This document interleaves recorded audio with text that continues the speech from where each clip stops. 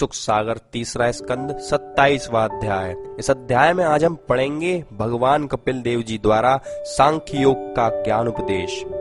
लेकिन उससे पहले अगर आप चैनल पर नए हैं तो चैनल को जरूर सब्सक्राइब करें और नोटिफिकेशन बेल दबाएं ताकि आने वाले हर अध्याय को आप सुन सकें। तो चलिए इस अध्याय को आरंभ करते हैं। श्री कपिल देव जी बोले, हे माता, अब मैं सांख्य योग का ज्ञान उपदेश करता हूँ जिसे तुम मन लगाकर सुनो।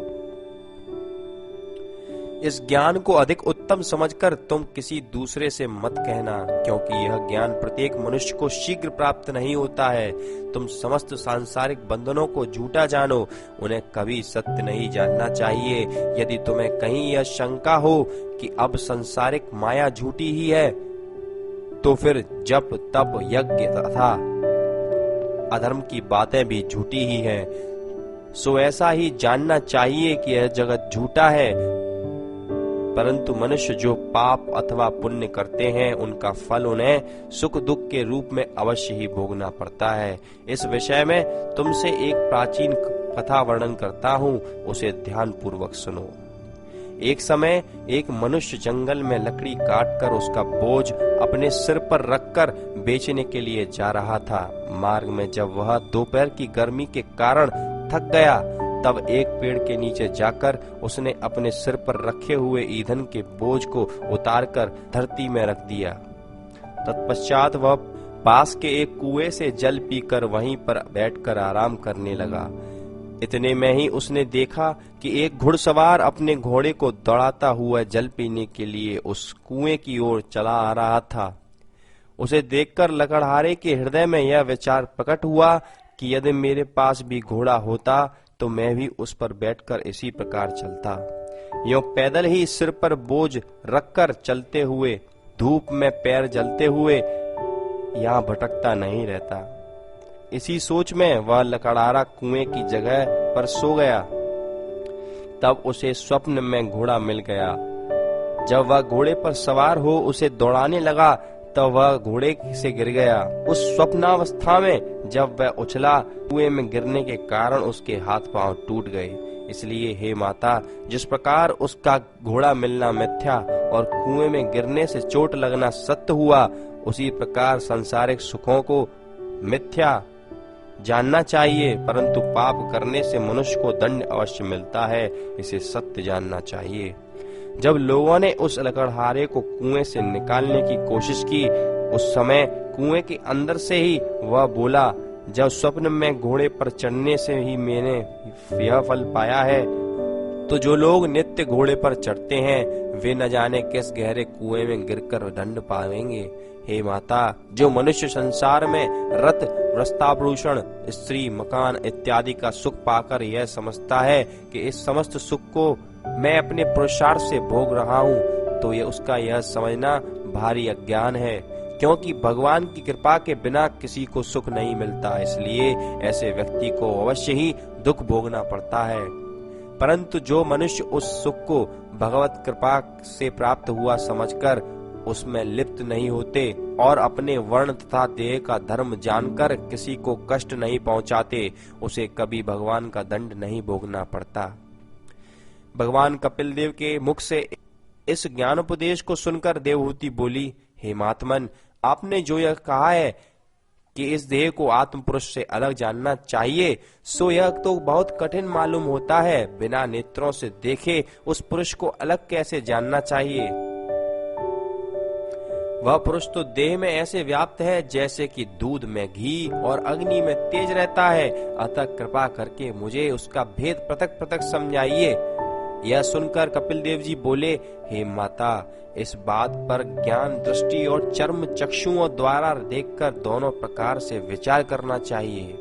यह स्पष्ट है कि जब श्री नारायण जी का चमत्कार शरीर से निकल जाता है, तब हाथ पैर इत्यादि इंद्रियों के होते हुए भी वह कुछ नहीं कर सकता। इसलिए इस बात को साक्षात नेत्रों से देखा जाता है कि उस आत्म पुरुष के न रहने पर देह किसी काम का नहीं रहता। मनुष्य की यह गति देखने के कारण ही तुम्हें यह समझ लेना चाहिए कि आत्मा पुरुष शरीर से अलग है। जैसे विषयी मनुष्यों के पास संपत्ति देखकर उसके धन और धर्म को वेश्या अनेक तरह से नष्ट कर देती हैं, वैसे ही मेरी माया धर्मात्मा पुरुषों के समीप जाकर उन्हें कई प्रकार से छलने का प्रयास करती हैं। उस समय जो लोग मेरी शरण में रहते हैं उन पर उस माया का कोई प्रभाव नहीं पड़ता है। गंगा मेरे चरणों से प्रकट हुई है, जो मनुष्य उसमें स्नान करते हैं वे सब पापों से मुक्त हो जाते हैं।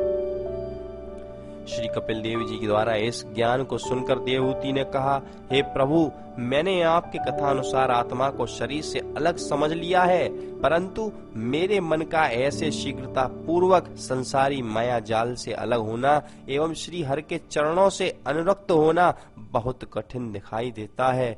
जिस दिन से आपके पिता तपस्या करने के लिए वन में गए हैं, उस दिन मैं उन्हें एक क्षण के लिए भी नहीं भूल पाती हूँ। मेरा हृदय उन्हें की चिंता में लगा रहता है, अतः आप कृपा कर मुझे कोई ऐसा उपाय बताइए जिससे मुझे ज्ञान तथा मुक्ति सहज से मिल जाए।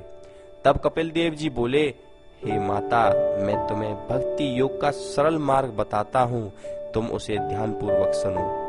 श्री नारायण जी से मिलने के लिए यदि कोई व्यक्ति अपने मन को धीरे धीरे लगाता है तो उसे मुक्ति अवश्य ही प्राप्त हो जाती है। जिस प्रकार की कोई मनुष्य तीर्थ यात्रा के लिए घर से निकले और प्रतिदिन चलता रहे तो वह किसी न किसी दिन अपने गंतव्य के स्थान पर पहुंच ही जाता है, उसी तरह जब कोई पथिक मार्ग में थकने के बाद किसी से यह पूछता है कि ठहरने का ठिकाना अभी कितना दूर है, जब उसे यह मालूम होता है अभी थोड़ी दूर और है, तब वह थका हुआ होने पर भी उसी स्थान पर जैसे तैसे पहुंच ही जाता है। परंतु यदि उसे यह पता चल जाए कि अभी ठहरने की जगह बहुत दूर है तो वह थककर वहीं ठहर जाता है। इसी तरह मैं तुमसे कहता हूँ कि भक्ति, पूजा, व्रत, नियम, कथा, कीर्तन आदि परमात्मा प्राप्त करने के सुगम मार्ग हैं।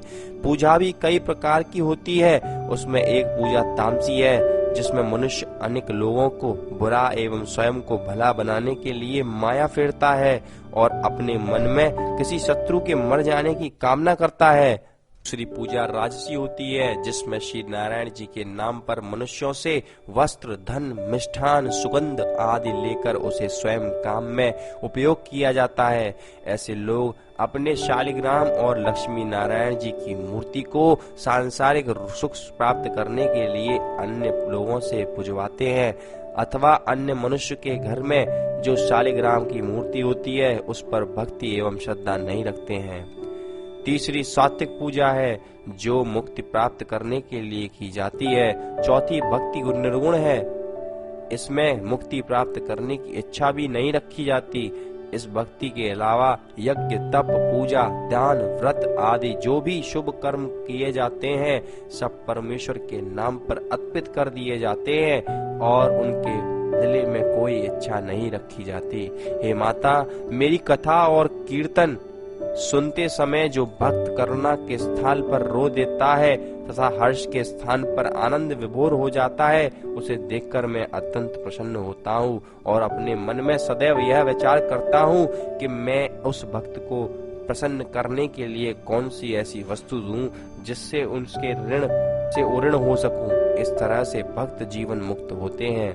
और यहीं पर 27वां अध्याय समाप्त होता है। लेकिन अगर आप चैनल पर नए हैं तो चैनल को जरूर सब्सक्राइब कर लें ताकि आने वाले हर अध्याय को आप सुन सकें। और अगर आपने बाकी के अध्याय सुख सागर के नहीं देखे हैं तो डिस्क्रिप्शन में भी अध्यायों के लिंक दिए गए हैं, उन पर क्लिक करके आप सभी अध्यायों को देख सकते हैं। विनती और है हमारी कि इस वीडियो को जितना हो सके शेयर जरूर करें ताकि हमारे जो भारतीय लोग अपनी संस्कृति से विमुख हो चुके हैं वो अपनी संस्कृति की ओर रुझा सकें। यही है सकारात्मक परिवर्तन।